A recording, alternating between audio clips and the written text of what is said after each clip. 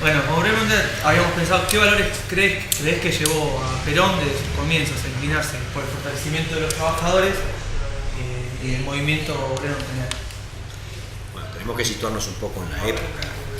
Argentina tenía un periodo que se denominó década infame, de mucha corrupción, de mucha politiquería totalmente de superestructura, sin la concurrencia de la gente, del pueblo, de lo que realmente el trabajador requería, y fue Perón generando un gran movimiento y provocando prácticamente una revolución en el sentido de profundo cambio de lo que significaba jerarquizar la política, y verdaderamente desemboca entonces en toda esa afluencia de gente tan espontánea, ¿no? Porque imaginemos que en ese momento lo que se sabía de Perón era que era un coronel que había intervenido, que era por supuesto miembro del ejército argentino, y que a su vez era un secretario de trabajo de aquel entonces, una secretaría que prácticamente no tenía demasiada significación en el gobierno. Sin embargo, él desde allí lo utilizó como eje vertebral para ir construyendo una relación muy fuerte con lo que significaba la gente de trabajo, y es así como se desemboca en el 17 de octubre del año 45 con esa suerte, ya digo, de revolución tan importante para la Argentina, con miles y miles y miles de compañeras y compañeros que afluyeron hacia la Plaza de Mayo para pedir la libertad general. Así que todo eso comienza a gestarse, y a partir de que Perón llega al gobierno, como siempre lo ha destacado él, el gobierno para él era un instrumento, un medio para posibilitar los cambios que la Argentina requería, y desde ese mismo gobierno comienza entonces a gestar justamente esas grandes transformaciones, que iban dirigidas con un especial énfasis hacia lo popular, nacional, hacia reivindicar a las grandes mayorías, las grandes necesidades que había ahí resueltas, y que indudablemente Perón las iba plasmando con obras y acciones concretas. No era simplemente promesas ni un vocabulario vacío, sino todo lo contrario, con acciones concretas de escuelas, de hospitales, de colonias infantiles, de lugares de turismo, de mejorar la realidad de los trabajos, de derechos laborales, de derechos para la mujer, bueno, todo lo que conocimos a lo largo de la historia del Perón. Pero esto justamente es lo que le ha permitido a Perón liderar este movimiento incluso en el exilio, ¿no? Cuando prácticamente se produce el golpe militar del año 55, donde tiene que exiliarse, pero él condujo permanentemente de ese exilio los destinos de los grupos mayoritarios del pueblo argentino, principalmente desde el Perón. Teniendo en cuenta la lucha por la inclusión de las mujeres en la política encabezada por Eva, ¿cuál es el plus que ella le aporta a la obra peronista? Mucho.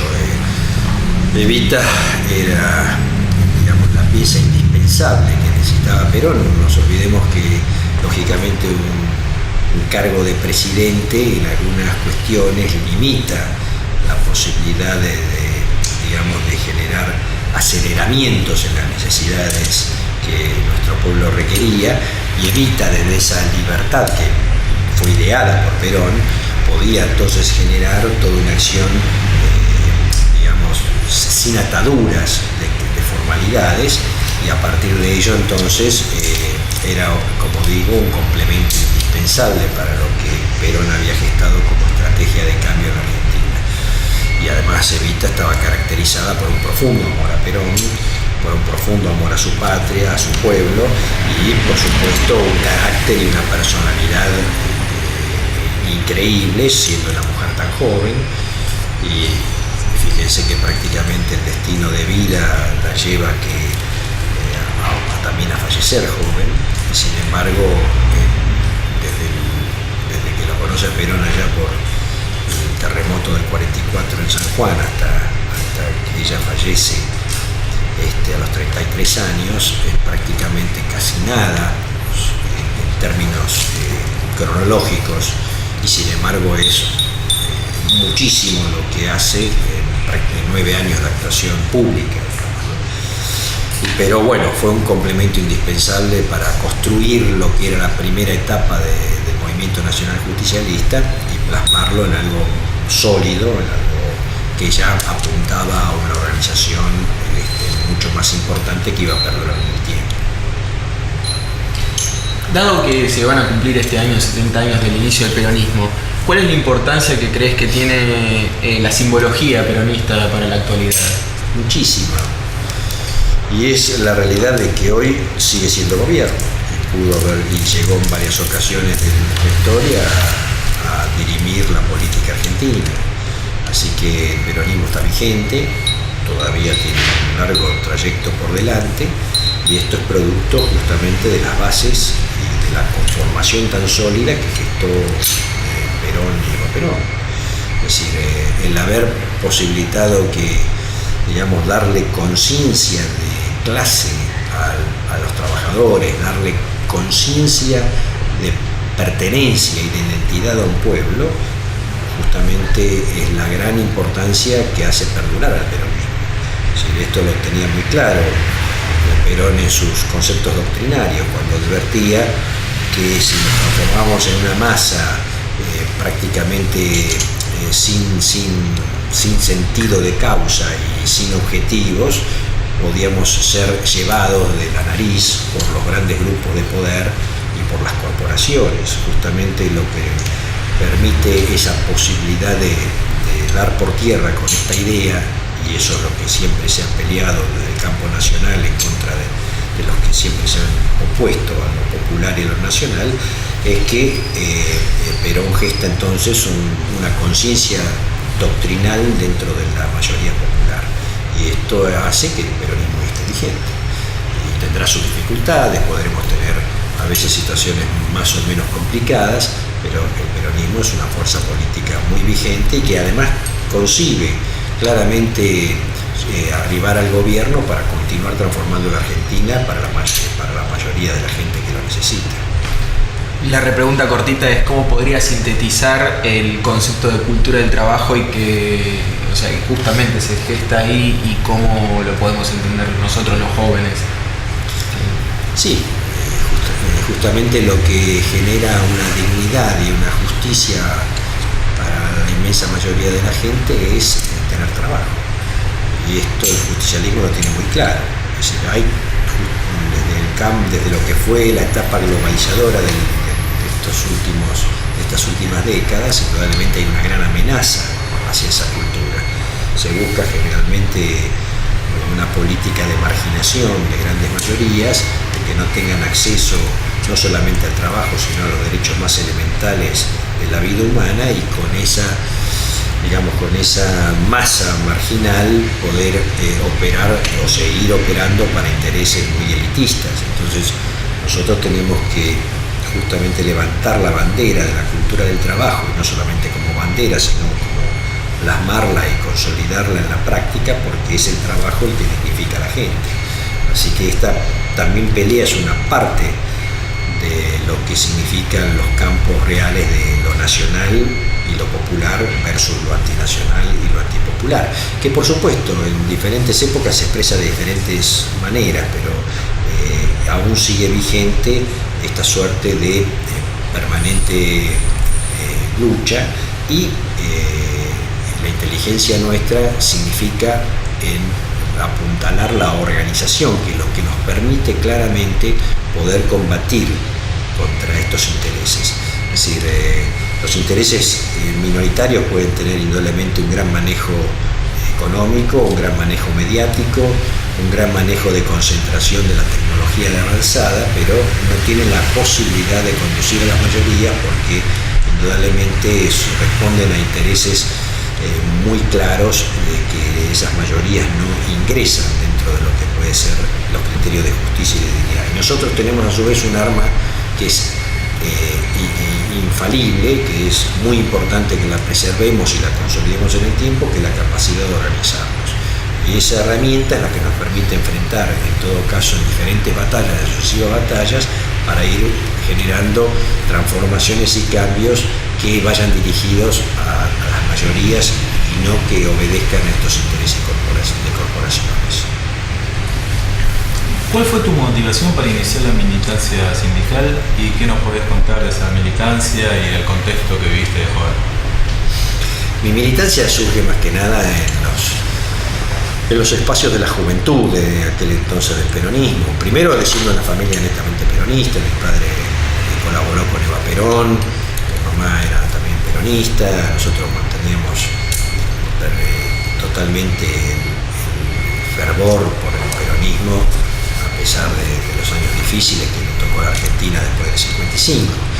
Pero además de eso, cuando comienzo a tener inclinación militante es a partir de enrolarme en los grupos juveniles de aquel entonces y trabajar tanto en la actividad barrial, en el caso particular de la capital federal como en la universidad, en agrupaciones juveniles peronistas.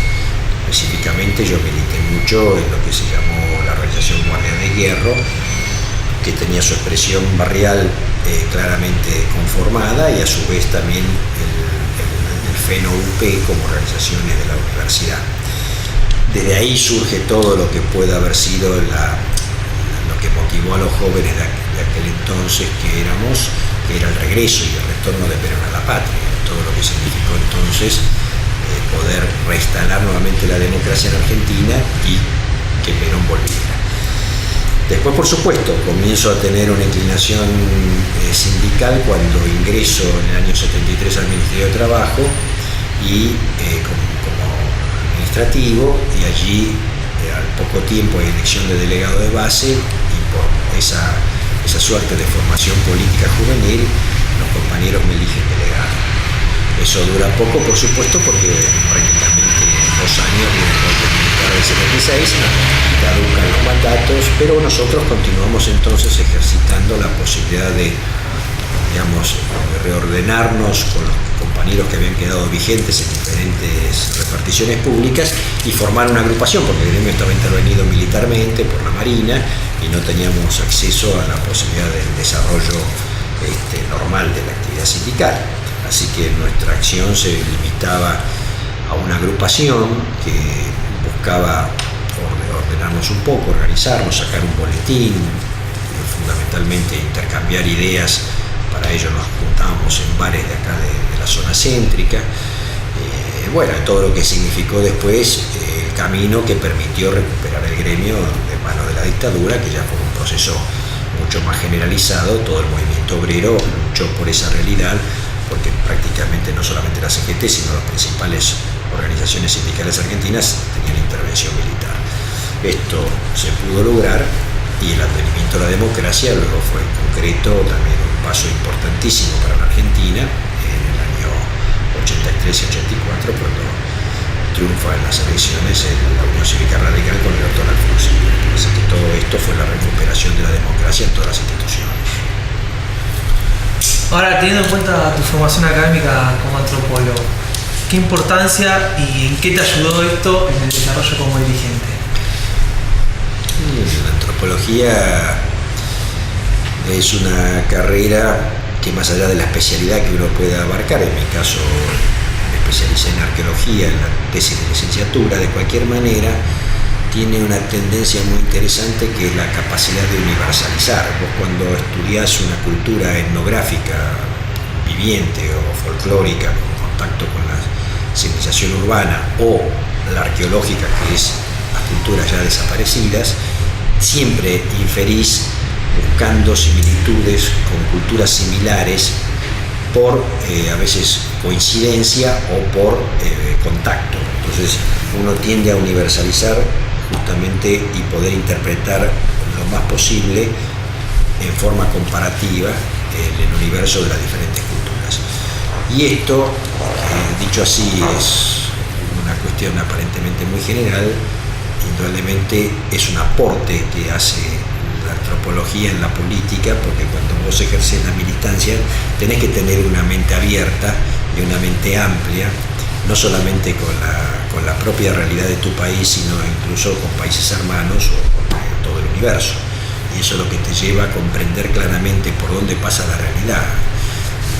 Y muchas veces, para avanzar en política, hay que saber retroceder, y hay que saber entonces tener claramente el manejo de los tiempos para poder avanzar con mucha mayor fuerza en el momento oportuno. Que esto también lo manifestaba Perón muy sabiamente en Conducción Política. Él decía claramente que había que aplicar la energía en el momento y en el tiempo oportuno, no desperdiciarlo para que se disperse la fuerza que uno puede llegar a concentrar en el grado organizativo y aplicarlo entonces con mucho sentido en el momento y en el lugar oportuno. Eso es lo que permitía avanzar férreamente. Y bueno, la antropología en cierta manera tiene un aporte hacia esa posibilidad de interpretar universalmente las cosas, y eso hace que uno esté mucho más con los pies mucho más en la realidad y no creyendo que las cosas se pueden transformar con una varita mágica. Bueno, desde el plano personal, ¿cómo es tomar la decisión de dedicar la mayor parte de tu vida a la militancia, teniendo en cuenta el esfuerzo que esto implica? Es que uno puede ocupar cualquier cargo circunstancial, pero lo que nunca puede perder de vista es justamente la capacidad de militar, que es la capacidad de trabajar para apuntalar y consolidar la organización. Y la organización se compone de hombres y mujeres que abrazamos una idea, que se abraza claramente un concepto y que busca fundamentalmente generar acciones que vayan cambiando una realidad negativa por realidades positivas. Y esto se tiene que hacer siempre, en la mayor parte de los casos, persuadiendo, en la mayor parte de los casos ejemplificando, y por supuesto que esa organización se vaya extendiendo no solamente en forma cuantitativa, sino cualitativamente. Y es lo que permite entonces que esa acción tenga éxito. Entonces, en ese aspecto uno puede ser lo que sea, secretario general o otro cargo determinado, pero lo que no puede perder es esa capacidad de trabajo que la da la militancia. Si uno se burocratiza y cree que el formalismo o la formalidad de un cargo es lo que lo sustenta, se va a equivocar, porque indudablemente va a hacerse rígido, no va a reinterpretar los cambios que siempre existen en una evolución de una sociedad, y por otra parte va a dar la espalda al resto de sus compañeros, y eso es lo que determina que ese dirigente deje de ser, por más que ostente una forma, deje de ser realmente una realidad representativa como tiene que ser.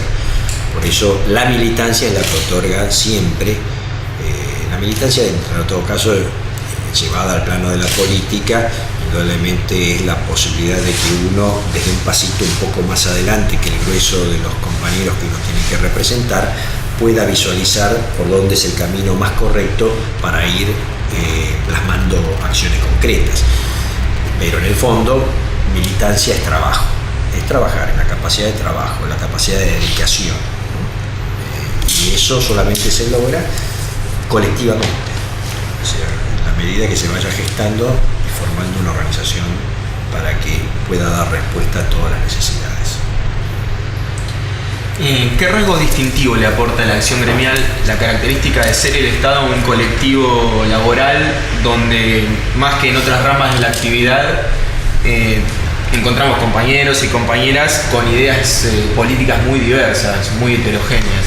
Sí, pero con un sentido común, porque justamente lo que se ha posibilitado a partir de la acción de nuestro gremio a lo largo de toda esta historia es que el empleado público, que indudablemente sí estaba conceptualizado como alguien tendiente al individualismo de su función, tendiente muchas veces a no tener derechos o a que sus derechos sean manejados con el supuesto, entre comillas, interés del Estado, y que realmente los grados organizativos del empleo público signifiquen siempre, y los derechos laborales signifiquen siempre una sola línea, que es la unilateralidad de los que gobiernan, otorgándosela como una dádiva al empleado público.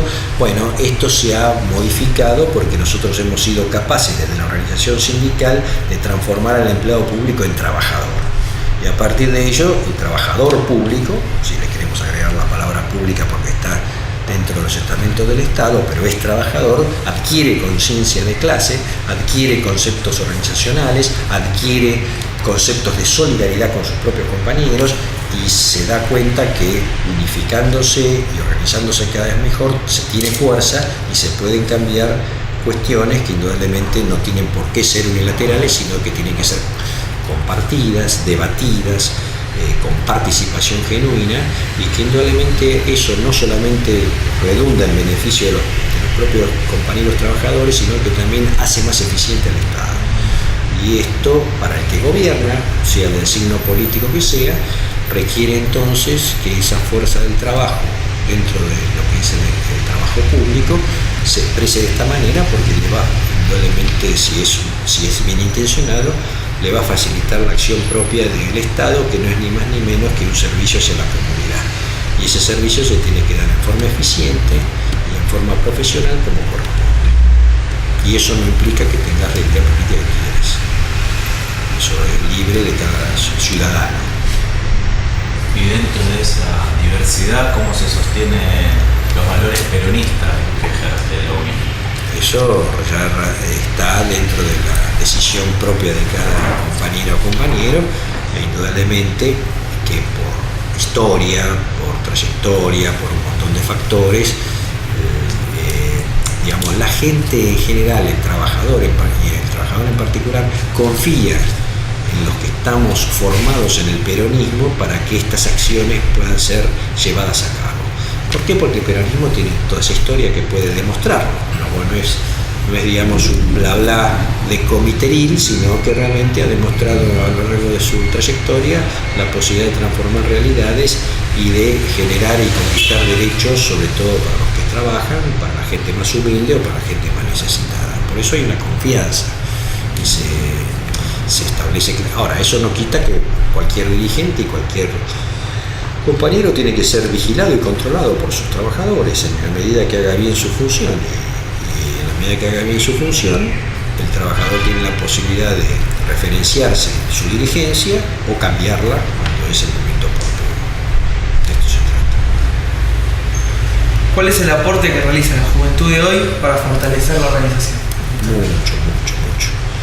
Siempre una organización que se preside tal debe brindar los espacios adecuados a la gente más joven, porque es no solamente una renovación natural que se va produciendo gradualmente, sino que además se aportan ideas y se aportan propuestas que tienen mucho más que ver con las realidades que se van trascendiendo y se van actualizando. Y el joven siempre está más cerca de esas realidades, por una cuestión de biología.